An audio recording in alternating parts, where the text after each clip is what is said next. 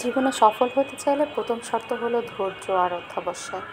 হয়তো আজকে আপনার পড়াশোনায় মন বসছে না, হয়তো মনে হচ্ছে এত কষ্ট করে কোনো লাভ হবে না, কিন্তু বিশ্বাস করুন, প্রতিটি ছোট ছোট প্রচেষ্টা একদিন বড় সাফল্যের পথ তৈরি করে। ভাবুন তো, একটি গাছ বড় হতে কত সময় লাগে। প্রথমে বীজ বপন করতে হয়, তারপরে পানি দিতে হয়, যত্ন নিতে হয়। মাসের পর মাস, বছরের পর বছর যত্ন নেওয়ার পরেই সেই বীজ একদিন বিশাল গাছের রূপ নেয়। পড়াশোনাও ঠিক তেমনই। আজ আপনি যে একটি অধ্যায় পড়লেন, যে একটি অঙ্ক সমাধান করলেন, সেটাই আপনার ভবিষ্যতের শক্ত ভিত্তি হয়ে দাঁড়াবে। মনে রাখবেন, ব্যর্থতা মানেই শেষ নয়, বরং ব্যর্থতা হলো শেখার একটি সুযোগ।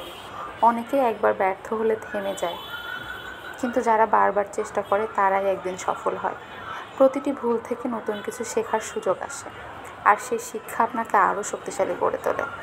সময়কে কাজে লাগানো সবচেয়ে বড় গুণ। হয়তো সোশ্যাল মিডিয়া বা অকারণের সময় নষ্ট করার ইচ্ছা হবে, কিন্তু 1 ঘন্টা নষ্ট করা মানে আপনার লক্ষ্য থেকে 1 ঘন্টা পিছিয়ে যাওয়া। আর যদি সেই 1 ঘন্টা পড়াশোনায় দেন, তবে আপনি স্বপ্নের 1 ধাপ কাছাকাছি চলে যাবেন। প্রত্যেক সফল মানুষের জীবনই অবশ্যই কোনো না কোনো লক্ষ্য দ্বারা পরিচালিত। জীবনে যারা প্রতিষ্ঠিত হয়েছেন, তারা নিজেদের সুনির্দিষ্ট লক্ষ্য দ্বারা পরিচালিত করেছেন। এই জন্য প্রত্যেকের জীবনে একটা সুনির্দিষ্ট লক্ষ্য থাকা উচিত। জীবনের লক্ষ্য স্থির করতে গিয়ে অনেকেই দ্বিধাদ্বন্দ্বে পড়ে যান। বছরের পর বছর কেটে যায়, তবু লক্ষ্য স্থির হয় না। অনেক সম্ভাবনাময় তরুণের ক্যারিয়ার গঠনে মূল্যবান সময় নষ্ট হয় সুনির্দিষ্ট লক্ষ্য না থাকার কারণে। অনেকে নিজের ভবিষ্যৎ ভাগ্যের হাতে ছেড়ে দেন। কারো জীবনে আবার লক্ষ্য থাকে একাধিক, এটা হতে না পারলে ওটা হব। ক্যারিয়ার গঠনের ক্ষেত্রে এই প্রবণতা খুবই ক্ষতিকর। একাধিক লক্ষ্য থাকলে এমনও হতে পারে যে আপনি হয়তো কোনোটিতেই পৌঁছাতে পারছেন না।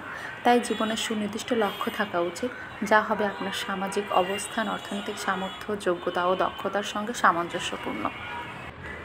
নিজের সম্পর্কে যদি সঠিক ধারণা থাকে, তাহলে আপনি আপনার জীবনের যে কোনো পরিকল্পনা নির্ভুলভাবে করতে পারবেন।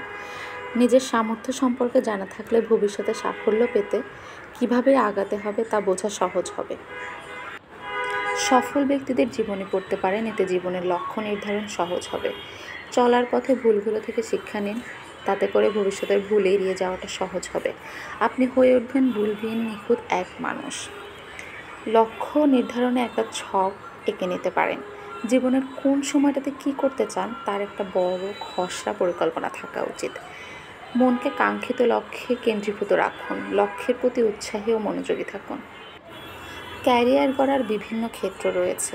প্রত্যেকের একটা নির্দিষ্ট ক্ষেত্রে ঝোঁক, আগ্রহ বা প্রবণতা থাকে। আপনার আগ্রহ ও ঝোঁক কোন দিকে বেশি বা কোন দিকে কম তা নির্ধারণ করে নিন। এক্ষেত্রে বিভিন্ন পেশা সম্পর্কে মোটামুটি ধারণা থাকলে ভালো হয়। আপনার আগ্রহ ও পেশাগত বিভিন্ন দিক বিবেচনায় রেখে যে পেশায় যেতে চান, সেই পেশার জন্য প্রয়োজনীয় নৈপুণ্য ও শিক্ষাগত যোগ্যতা আপনার আছে কিনা সে বিষয়টি বিবেচনায় রাখুন। ক্যারিয়ার সংক্রান্ত লক্ষ্য উদ্দেশ্যের ব্যাপক বিবরণের নামই হলো ক্যারিয়ার পরিকল্পনা। অর্থাৎ আপনি কোন পেশায় যাবেন, কিভাবে যাবেন তার সুনির্দিষ্ট কর্মসূচি। অনেকেই ক্যারিয়ার পরিকল্পনা বলতে পেশা নির্বাচনকে বুঝে থাকেন। ক্যারিয়ার কাউন্সিলর বৈজ্ঞানিক পদ্ধতিতে বিভিন্ন মনস্তাত্ত্বিক পরীক্ষার মাধ্যমে একজন শিক্ষার্থীর কোন পেশায় যাওয়া উচিত এবং কোন পেশায় গেলে তা সফল হওয়ার সম্ভাবনা বেশি তা নির্ণয় করে দেন। সুতরাং সফল হতে চাইলে জীবনের লক্ষ্য নির্ধারণে আর গড়িমসি নয়। এমারসনের সেই বিখ্যাত উক্তিই হোক আপনার অনুপ্রেরণার উৎস।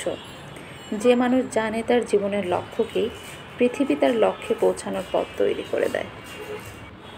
তাই অবশ্যই আগে ঠিক করতে হবে আপনি কোন পথে যেতে চান। ধন্যবাদ।